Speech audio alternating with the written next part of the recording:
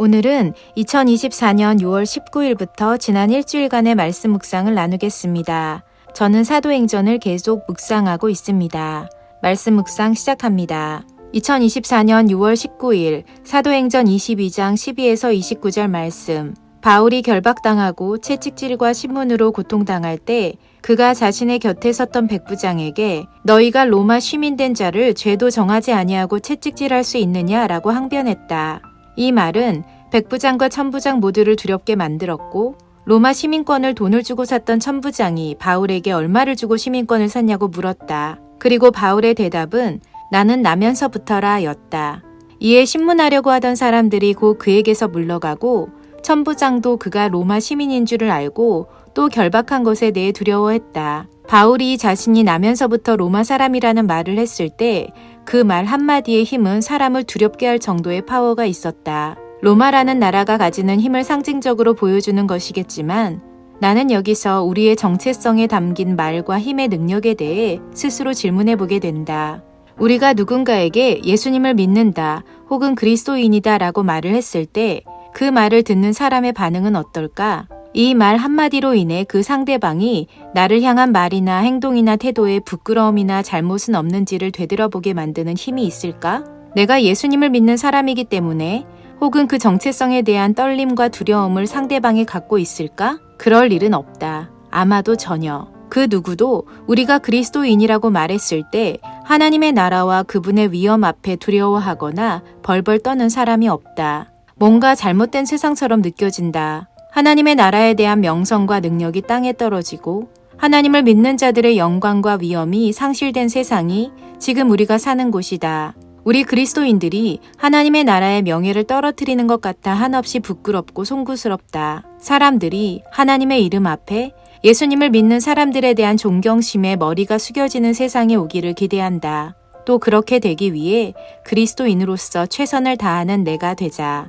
2024년 6월 20일 사도행전 22장 30에서 23장 11절 말씀. 오늘은 문득 바울의 멘탈이 정말 최강이란 생각이 들었다. 수많은 사람들에게 둘러싸이고 자기를 욕하는 제사장들과 바리새인들과 사두개인들 사이에서 분쟁의 주인공이 되어 사람들과 싸워야 하는 것이니 얼마나 힘들었을까 싶었다. 사실 우리는 조금이라도 우리를 미워하거나 싫어하는 내색을 하면 그 상황이나 사람들과의 관계를 견디기 힘들어하는데 바울에게는 그게 일상이라는 생각이 든다. 분명 이 길이 바른 길인가?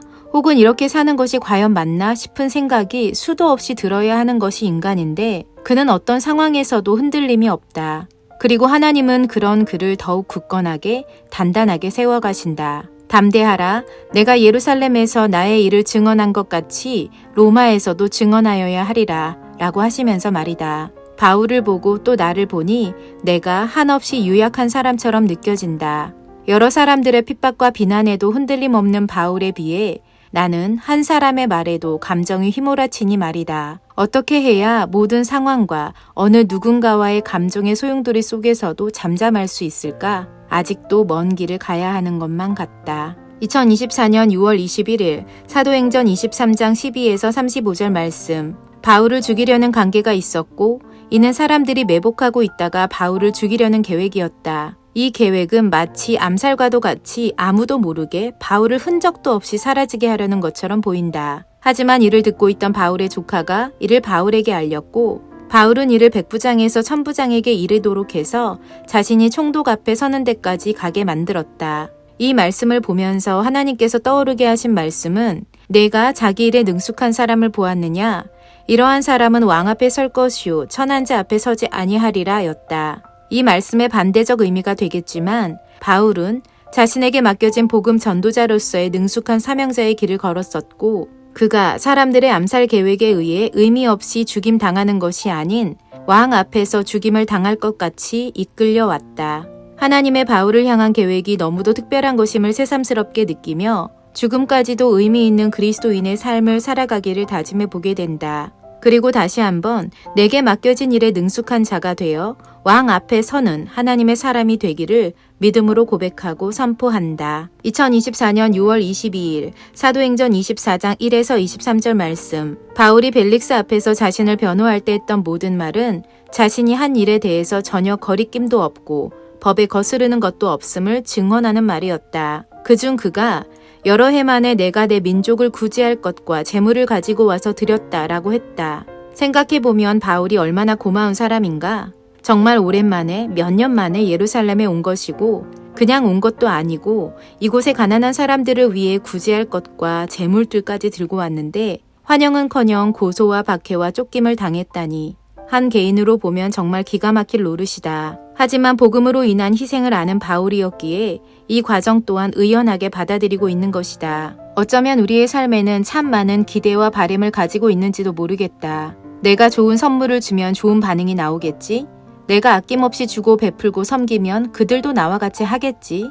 와 같은 기대 말이다. 하지만 정반대일 수도 있다는 것을 다시 직시하게 된다. 기대와 소망과 바램은 오직 하나님께 구해야 하는 것임을 기억하며 사람에게 베풀고 섬기고 사랑한 것이 고스란히 돌아오지 않더라도 낙심하지 말자. 억울해하지도 말자. 바울의 삶은 우리에게 진짜 겸손한 삶이 무엇인지를 보여주고 있는 것 같다. 말씀하시는 하나님 감사합니다. 2024년 6월 23일 사도행전 24장 24에서 25장 12절 말씀. 바울이 감옥에 있은 지 2년이란 시간이 흘렀다. 이 기간에 대한 기록은 없다. 다만 그가 벨릭스에게 보내졌다가 그의 후임 베스도가 올 때까지 이태가 지났다는 사실만 존재한다. 그 시간이 얼마나 곤고했을까? 복음의 열매는커녕 아무것도 하지 못한 채 그저 감옥에서 지내야 한다는 사실만 생각한다면 말이다. 하지만 그에게 이 시간은 사람들을 직접 만나 교제하는 것은 아니었다 할지라도 서신을 통해서 제자들을 위로하고 격려하는 시간이었을 것이다. 우리 그리스도인들에게는 헛되이 버린 시간이 없는 삶을 사는 것이 마땅하다. 무명한 것 같고 아무것도 하지 못한 채 결박된 것처럼 보이는 그 시간 속에서도 하나님은 일하시고 우리도 무엇인가 준비하고 있는 시간임을 믿는다. 바울의 그 2년이 기록은 없지만 분명 의미 있는 감옥에서의 시간이듯 루디아의 집이 진짜 집으로 만들어지고 구체적인 사역으로 열매 맺히기 전까지의 지금의 시간이 내게는 보석 같은 시간이 되길 원한다.